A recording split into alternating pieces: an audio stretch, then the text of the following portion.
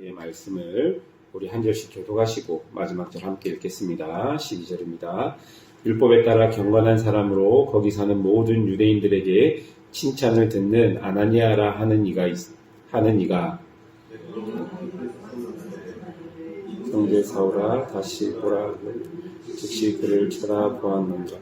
그가 또 이르되 우리 조상들의 하나님이 너를 택하여 너로 하여금 자기 뜻을 알게 하시며 그 의인을 보게 하시고 그 입에서 나오는 음성을 듣게 하셨으니 내가 그를 위하여 모든 사람 앞에서 내가 보고 들은 것에 증인이 되리라. 이제는 왜 주저하느냐. 일어나 주의 이름을 불러 세례를 받고 너의 죄를 씻으라 하더라. 그에 내가 예루살렘으로 돌아와 성전에서 기도할 때에 황홀한 중에 봄에 주께서 내게 말씀하시되 속히 예루살렘에서 나아가라. 그들은 내가 내게 대하여 증언하는 말을 듣지 아니하리라 하시거늘 내가 말하기를 주님 내가 주를 믿는 사람들을 가두고 또 각 회당에서 때리고 또 주의 증인 스데반이 피를 흘릴 때에 내가 곁에 서서 찬성하고 그 죽이는 사람들의 옷을 지킨 줄 그들도 아나이다. 나더러 또 이르시되 떠나가라. 내가 너를 멀리 이방인들에게도 보내리라 하셨느니라. 이 말하는 것까지 그들이 듣다가 소리질러 이르되 이러한 자는 세상에서 없애버리자 살려둘 자가 아니라 하여 젖으며 옷을 벗고 티끌을 공중에 날 천부장이 바울을 영내로 데려가라 명하고 그들이 무슨 일로 그에 대하여 떠드는지 알고자 하여 채찍질하며 신문하라 한대 가죽줄로 바울을 매니 바울이 곁에 서 있는 백부장들어 이르되 너희가 로마 시민된 자를 좀 백부장이 듣고 가서 천부장에게 전하여 이르되 어찌하려 하느냐 이는 로마 시민이라 하니 내가 로마 시민이냐 내게 말하라. 이르되 그라. 천부장이 대답하되 나는 돈을 많이 들여 이 시민권을 얻었노라. 바울이 이르되 나는 나면서부터라 하니 신문하려던 사람이 곧 그에게 물어 천부장도 그가 로마 시민인 줄 알고 그 결박한 것 때문에 두려워하니라. 아멘. 바울은 어제 본문에 이어 계속해서 자신의 회심 사건과 소명을 받은 이야기를 유대인들에게 하고 있습니다. 12절부터를 보면요. 회심 이야기의 마지막에서 바울이 주장하고 있는 핵심 내용이 14절에 나와 있습니다. 14절을 보니까 또 그가 이르되 우리 조상들의 하나님이 너를 택하여 너로 하여금 자기 뜻을 알게 하시며 그 의인을 보게 하시고 그 입에서 나오는 음성을 듣게 하셨으니 라고 기록합니다. 여러분 이 14절은 아나니아가 바울에게 한 말입니다. 이를 통해 우리가 알 수 있는 것은 지금 바울에게 나타난 부활한 예수님은 하나님의 명령, 그러니까 하나님이 바울을 택하여서 예수님을 보내신 것이라고 아나니아가 이야기하고 있는 것이죠. 이 말을 조금 더 직접적으로 얘기하면 곧 예수님은 하나님의 아들이시다라는 것을 말하고 있는 내용입니다. 그리고 14절에 그 의인이라고 지칭된 분은 바로 우리 구주 예수님을 이야기합니다. 바울이 유대교에서 그리스도인들을 잡으러 가는 그런 사람이었지만 하나님께서는 바울을 택하셔서 이제 이 바울은 의인 대신 예수님을 보고 그 음성, 곧 그분의 뜻을 알 수 있게 되었다라고 아나니아가 바울에게 이야기한 것입니다. 그리고 15절을 보시면요. 바울은 자기 자신의 정체성을 증인이라고 말합니다. 여러분, 증인은 증거를 가지거나 결정적인 것을 목격한 사람을 말합니다. 한마디로 지금 유대인들이 볼 수 없고 알 수 없는 것을 바울은 자신은 하나님의 은혜로 보았고 그것이 자신의 삶을 변화시켰다라고 말하고 있는 것이죠. 아마 유대인들은 이런 이야기를 듣고 있는 것이 편하지는 않았을 것입니다.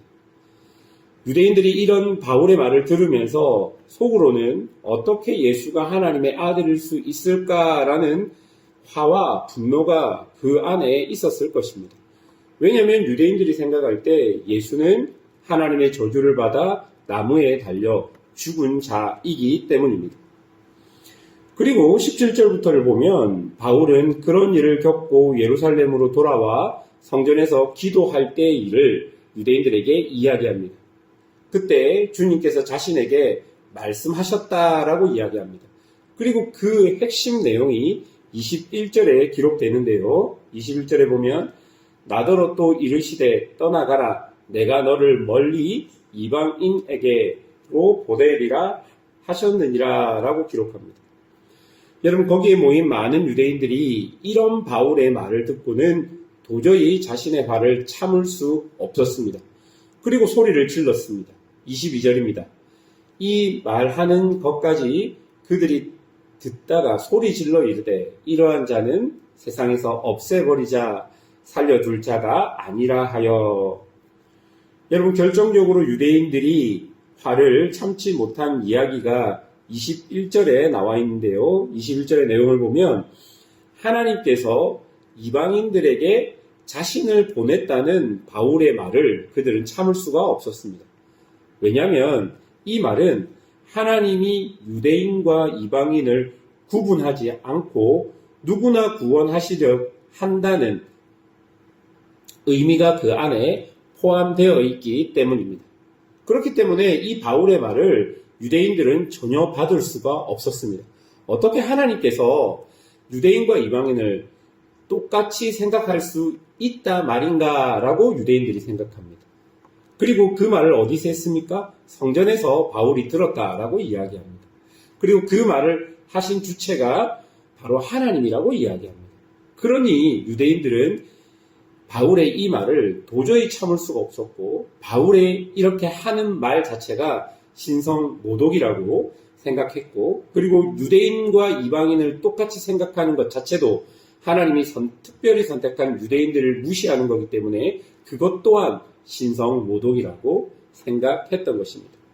여러분 유대인들의 입장에서 생각해 보면 어떻게 개만도 못한 이방인을 유대인들과 동일시할 수 있는가라고 생각하며 화와 분노를 내었던 것입니다. 여러분 이처럼 유대인은 복음의 많은 증거들이 눈앞에 있고 증인들이 주변에 있음에도 불구하고 아직도 자신의 고정관념들과 자신의 낡은 신념 속에 갇혀서 보아야 할 것을 보지 못하고 들어야 할 것을 듣지 못하고 있는 것입니다. 여러분 우리가 정말 조심하고 또 조심해야 하는 것이 지금 복음을 있는 그대로 받지 못하는 유대인의 모습이 바로 우리 모습일 수 있다라는 것입니다. 우리는 그동안 경험하고 알고 있었던 이 우리의 고정관념이 성경을 통해 깨어져야 할 때가 있음에도 불구하고 성경의 내용이 우리에게 들어올 때 우리가 경험하고 알고 있었던 고정관념으로 성경의 내용을 깨어버릴 때가 있다는 것입니다. 언제까지 귀를 막고 있을 수 없고 정말 마음을 열고 들어야 할 때가 있는 것이죠. 어쩌면 우리가 잘못 이해하고 있었던 거일 수도 있습니다. 그런데 우리는 그렇게 인정하기보다는 지금 내 귀에 들리는 그 말이 내 마음과 내 상황과 내 욕망에 맞지 않아서 그것이 아무리 하나님의 말씀이라고 할지라도 끊어낼 때가 우리에게는 많이 있다는 것입니다. 사랑하는 여러분, 유대인들이 어떻게 했습니까? 바리새인들과 사두개인들, 대제사장이라고 하는 사람들이 그들의 삶에서 가장 크게 실수한 게 무엇입니까? 바로 하나님의 아들 예수가 자신의 눈앞에서 기적을 행했고 하나님의 아들 예수가 자신의 눈앞에서 구약에 예언되어 있는 놀라운 약속들을 성취하는 것을 보았음에도 불구하고 그들은 예수는 하나님의 아들일 수 없다라는 고정관념에 의해서 예수를 십자가에 못 박은 것입니다. 많은 유대인들은 자신의 혈통과 종교 지도자들의 욕망적 성경 해석에 속아서 눈앞의 메시아를 인정하지 못하고 성경 속에서 자신이 보고 싶고 듣고 싶은 것만 들어서 성경의 총체적인 복음이 아닌 자신이 원하는 것만 모아서 그것을 복음이다, 그것을 하나님의 뜻이다 라고 생각하고 말하는 것이 바로 오늘 본문이 우리에게 보여주는 유대인들의 모습인 것입니다. 그리고 많은 예수를 믿는다고 하는 사람들이 이 땅을 살아가며 신앙생활을 하고 있는 모습이 바로 이런 모습일 수 있다는 것입니다. 성경이 말하는 총체적인 복음보다는 자신들이 듣고 싶은 말, 자신들이 하고 싶은 일들만을 하기 위해서 성경 속에서 그 말들만 뽑아내어서 이것이 나에게 주어진 복음입니다 라고 말하는 것이 얼마나 어리석은 일인지를 오늘 바울이 그리고 오늘 유대인들이 우리에게 보여주고 있는 것입니다. 사랑하는 여러분, 우리 역시 그럴 수 있다라는 것을 인정해야 할 것입니다. 그렇기 때문에 우리는 늘 하나님 말씀 앞에서 겸손해야 합니다. 그리고 다른 사람들의 말과 의견, 생각들을 늘 겸손하게 그 이야기를 들어야 하는 것입니다. 내가 듣고 싶고 보고 싶은 것이 중심이 아니라 하나님이 지금 나에게 주시는 말씀, 내가 듣기 싫은 말이라고 할지라도 내가 그 말씀을 따르기 부담스러운 말씀이라 할지라도 하나님이 그 말씀을 내게 주신다면 나는 그것을 들어야 하는 것입니다. 그런 말씀을 듣고 겸손히 내 마음을 열고 그 말씀대로 살아가는 것이 예수 그리스도의 자녀, 하나님의 자녀됨의 모습일 것입니다. 오늘도 이 말씀의 교훈을 잘 생각하시면서 여러분 삶에서, 여러분의 신앙생활에서 주님께서 여러분에게 뭐라고 말씀하시는지를 귀 기울여 듣고 그 말씀대로 살아가는